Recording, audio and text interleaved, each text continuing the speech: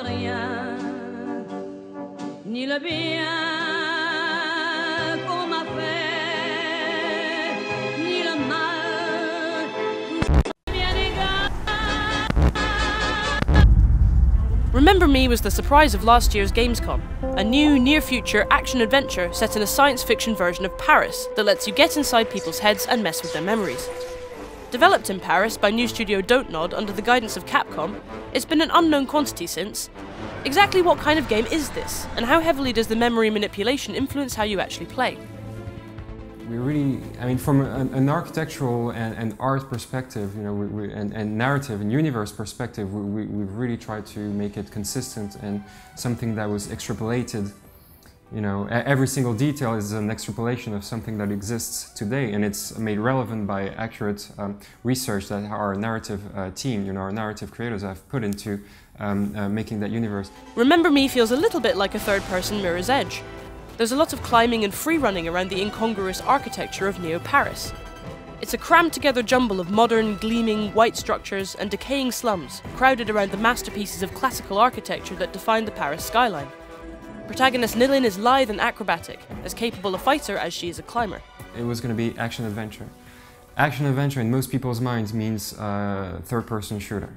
Okay, and I thought, well, we need to do things differently. You know, we need to exist in a space and own that space. So I thought, let's do a melee combat action-adventure system.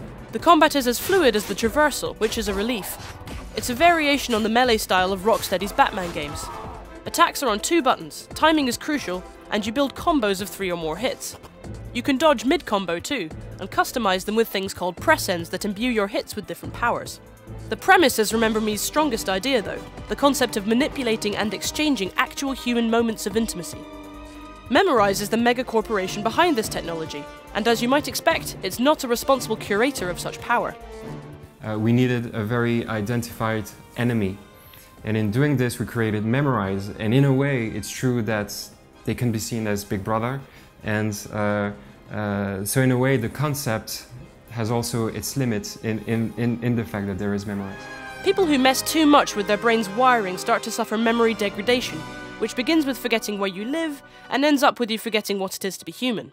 The worst casualties become leapers, mutated humans, and either live out their days in madness in the city's underground slums or are terminated by Memorize. It's these poor souls that Nilin is fighting at the beginning of the game. Nilin is a memory hunter, part of a group called the Errorists, an underground cell that works against Memorize.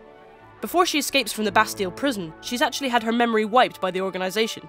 A classic video game cliché, but in this context it actually makes sense for a change. The opening few hours show her beginning to regain herself, and we're slowly exposed to the power that she used to wield, including the ability to alter people's memories. Memory remixes are really very cool. They play out as interactive puzzles. You're shown what happened, and then you can rewind back through it and change little details. It's the butterfly effect. A tiny change can have a huge impact. More than cool puzzles though, the remixes are emotionally charged short stories, interactive cutscenes that send you away from Nilin's story and into another person's mind for a few minutes. The intersection of memory and technology allows for interesting features in the gameplay too, like remembrains. These are glitchy, ghostly records of someone else's action, which you can see in the real world. Really, it's Neo-Paris that's the star at this stage. We still don't know much about Nilin, though she's a promising character whose personality gets stronger with every hour that you play. Neo-Paris is the classic science fiction dichotomy, beautiful and squalid, futuristic and decaying, recognisable and alien all at once. Around every corner you might catch a glimpse of the Sacré-Cœur in the distance, or see a formerly imposing monument like the Arc de Triomphe with grimy slum buildings wound around it like ivy.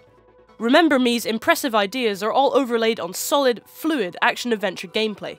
It's these fundamentals that can let even the most interesting game down, so Remember Me's confidence here is reassuring.